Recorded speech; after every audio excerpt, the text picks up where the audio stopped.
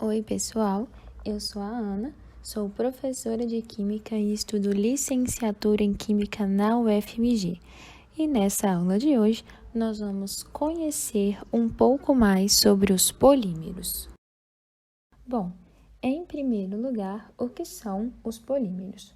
Os polímeros são macromoléculas e a estrutura desses polímeros é formada por pequenas unidades moleculares que se repetem, e essas unidades moleculares que se repetem se chamam monômeros.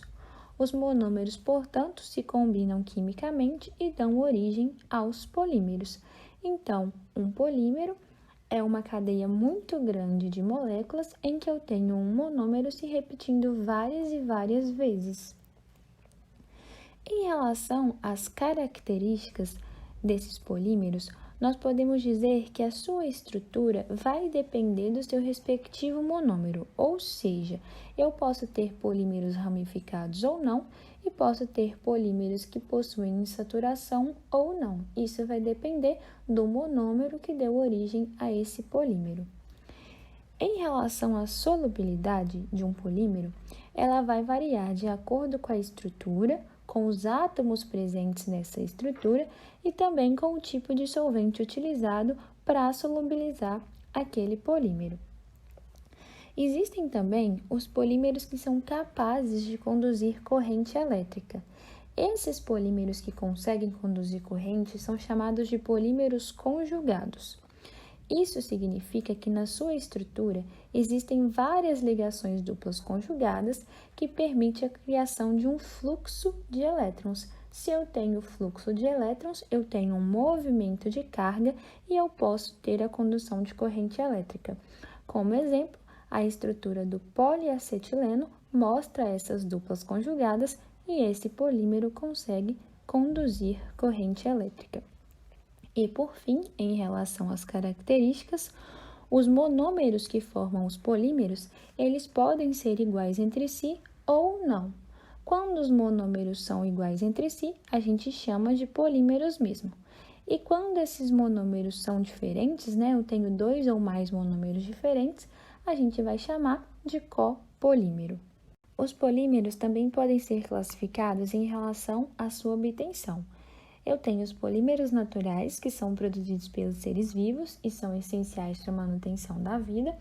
Como exemplo, nós temos o látex e os polissacarídeos, Alguns exemplos de polissacarídeos tem aqui amido, quitina e celulose. E também tem os polímeros sintéticos. Esses polímeros sintéticos, eles são obtidos de forma não natural e existem uma infinidade de polímeros sintéticos hoje em dia. O principal deles, acredito que seja o plástico. O plástico, ele pode ser classificado como termoplástico. Isso significa que eles podem ser moldados quando aquecidos, ou seja, eles ficam moles quando eles são aquecidos e é possível dar forma a esses polímeros. Como exemplo, nós temos o PVC, polietileno, polipropileno e também tem os plásticos termofixos. Eles não podem ser moldados quando aquecidos. Você pode aquecer que ele não vai ficar mole e aí não tem como moldar. Então, isso significa que os polímeros, que são os plásticos termofixos, eles precisam ser moldados no momento em que está sintetizando esse polímero. Como exemplo, tem a poliuretana, fórmica e alguns outros também. Os polímeros também podem ser classificados de acordo com o tipo de reação em que são obtidos. Logo, os polímeros de adição são obtidos via reação de adição. Isso significa que os monômeros que dão origem aos polímeros de adição possuem insaturação entre os carbonos. E aí, quando esses monômeros se ligam para dar origem aos polímeros, essas insaturações são rompidas. Como exemplo, nós temos o etileno, que origina o polietileno, que é utilizado em brinquedos, sacolas e tudo mais.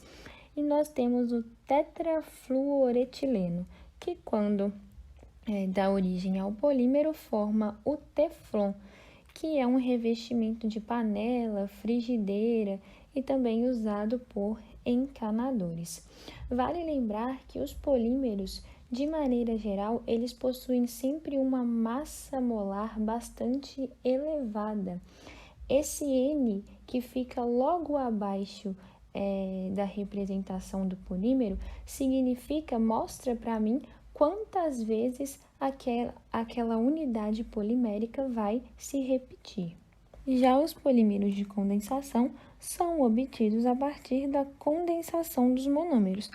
Isso significa que no momento em que esses monômeros se ligam, moléculas mais simples são eliminadas.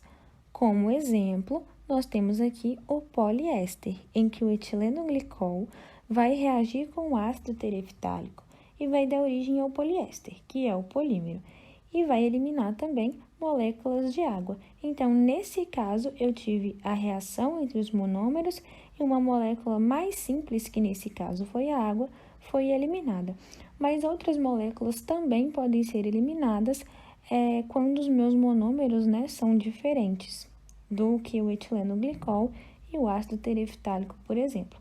Não necessariamente essa molécula mais simples precisa ser sempre a água.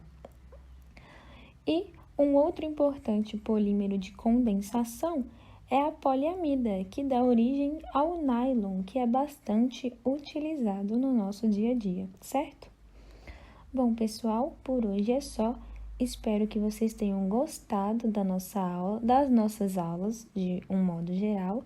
E qualquer dúvida é só deixar aqui nos comentários que eu estou à disposição.